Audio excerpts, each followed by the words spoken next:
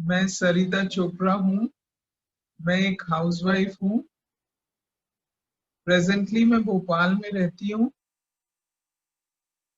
और मुझे काफी सीवियर हेल्थ चैलेंजेस हैं अपनी लाइफ में। काफी सालों से डायबिटीज था।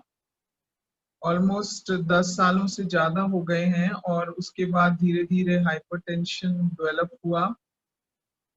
मुझे हार्ट प्रॉब्लम भी डेवलप हुई जिससे मेरे हार्ट में स्टेंट लगा।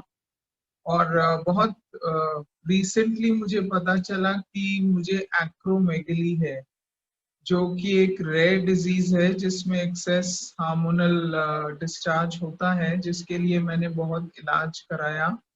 मैं दिल्ली और बॉम्बे दोनों जगह गई और मेरा इलाज चल रहा था। उसके बाद दीप्ति मेरी एक पुरानी फ्रेंड रही है, लेकिन over the period of time हम अलग हो गए थे क्योंकि हम अलग अलग जगहों पे थे।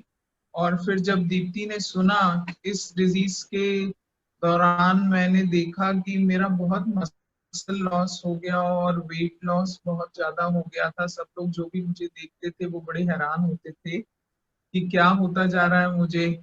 और दीप्ति भी मेरे साथ ऐसा कुछ संयोग बना कि हम एक ही कॉलोनी में दोबारा से रहने के लिए आए।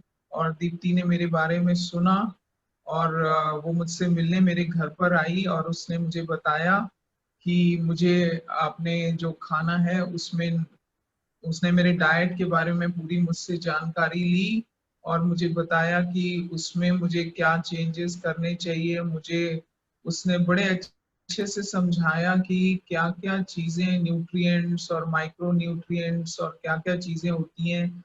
और कई बारी हम सोचते हैं कि हम खाते हैं लेकिन वो हम एब्जॉर्ब नहीं करते हैं और वो हमारी बॉडी में पहुंचता नहीं है, जिससे कि वो हमारी बॉडी उन चीजों से डिवॉइड रहती है। तो ये बातें मुझे कुछ काफी हद तक समझ आई उसके समझाने पर। और फिर वो फिर से मेरे बारे में उसने मुझे कुछ ऐसे हिदायतें दी कि मुझे अपने खाने में क्या क्या, जैसे स्प्राउट्स, और प्रोटीन के लिए मुझे दलिया और बाकी चीजें उसने मुझे ऐसे समझाई। और फिर उसने मुझे बताया कि पर्पल कलर के फ्रूट्स मुझे खाने चाहिए।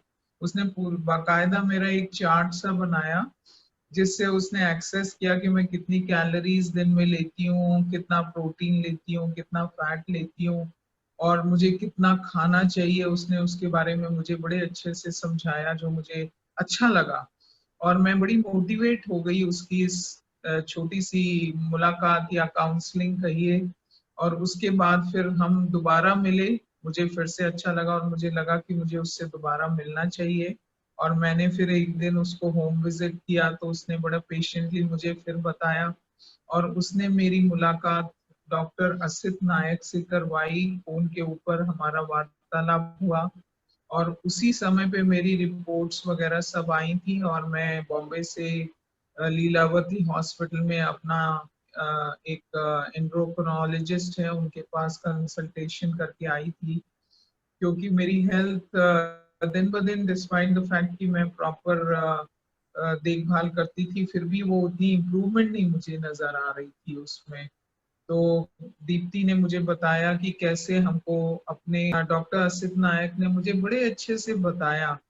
उन्होंने फोन पे काफी समय मेरे से बातचीत की, मेरी पूरी मेडिकल हिस्ट्री समझी, मुझे समझाया और बताया कि किस प्रकार से हमको अपने आप में चीजों का ध्यान रखना चाहिए। और उन्होंने एक तरह से मुझे एक वेलनेस का एक संदेश सा दिया, जो मैं कहूंगी कि मुझे बड़ी एक्टिविटी सी मेरे अंदर आई कि मेरे हेल्थ के प्रति, कि हाँ इसको मैं अच्छा कर सकती हूँ। और जो भी बातें ये इन्होंने मुझे बताई हैं, अगर उनको मैं अपनी लाइफ में उतारूं तो डेफिनेटली मुझ में चेंज आएगा।